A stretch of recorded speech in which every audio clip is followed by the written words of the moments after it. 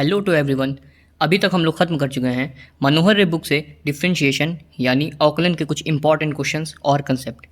अगर अभी तक आपने उन वीडियोस को नहीं देखा है तो उन्हें ज़रूर देख लेना, जिससे आगे के आने वाले सवाल बहुत ही आसानी से सॉल्व हो सके। तो चलिए आज से हम लोग स्टार्ट करने जा रहे हैं NCERT से चैप्टर 5 सांतत्य और अवकलनीयता यानी कंटिन्यूटी एंड डिफरेंशिएबिलिटी, और उसकी एक्सरसाइज नंबर 2, क्योंकि NCERT में अवकलन यहीं से स्टार्ट है। पहला क्वेश्चन है sine in bracket x square plus 5। Sine in bracket x square plus 5, इसको लेट कर लेते हैं y के इक्वल। तो अब NCERT में जितने भी क्वेश्चंस हैं वो स्टार्ट ही होते हैं प्रतिस्थापन विधि से। प्रतिस्थापन विधि जिसे हमने पिछले लास्ट लेक्चर्स में बहुत ही अच्छे से कवर किया हुआ था। तो अब इसमें इसको मानते हैं समीकरण 1। तो समीकरण 1 में x के सापेक्ष अवकलन करने पर,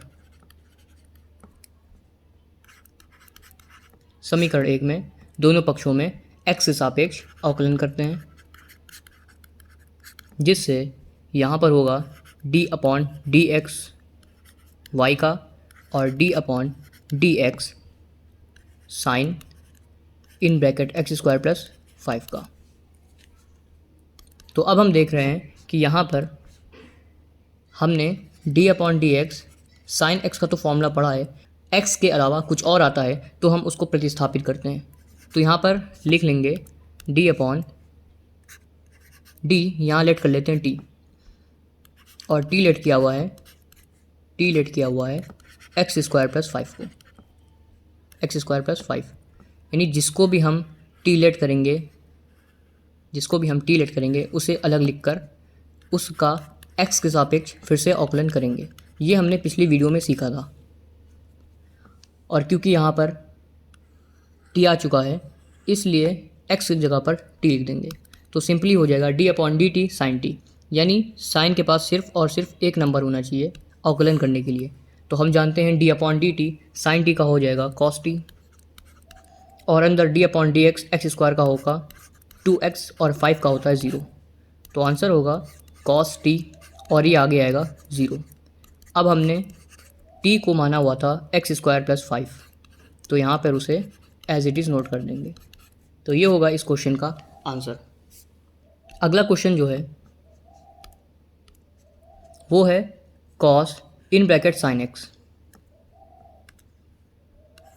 cos in bracket sine x। Again question प्रतिस्थापन विधि का ही है। तो dy/dx बराबर d/dt cos t। यहाँ पर हमने साइन x को माना है t के बराबर, और जिसको मानते हैं उसका x के सापेक्ष फिर से अवकलन करते हैं d/dx साइन x। तो d/dt cos t हो जाएगा माइनस साइन t, और d/dx साइन x हो जाएगा cos x। तो आंसर होगा माइनस साइन, और t माना हुआ था साइन x को, तो साइन ब्रैकेट में साइन x और cos x, ये होगा इसका आंसर।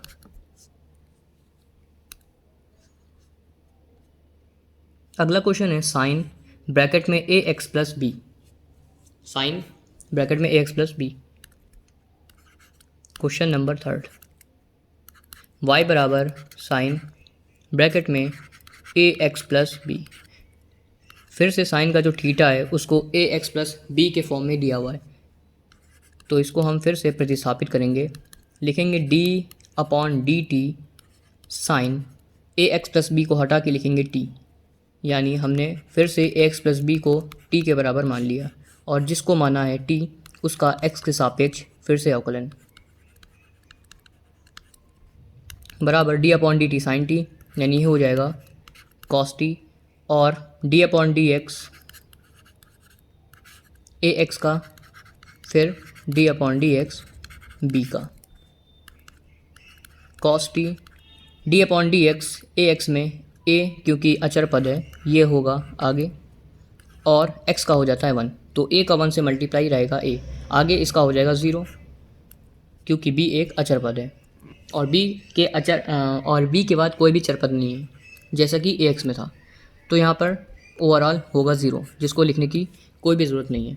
तो आंसर होगा a cos और t माना हुआ था ax प्लस बी को, t माना था ax प्लस बी को, तो ये होगा इसका आंसर a cos ब्रैकेट में ax प्लस बी।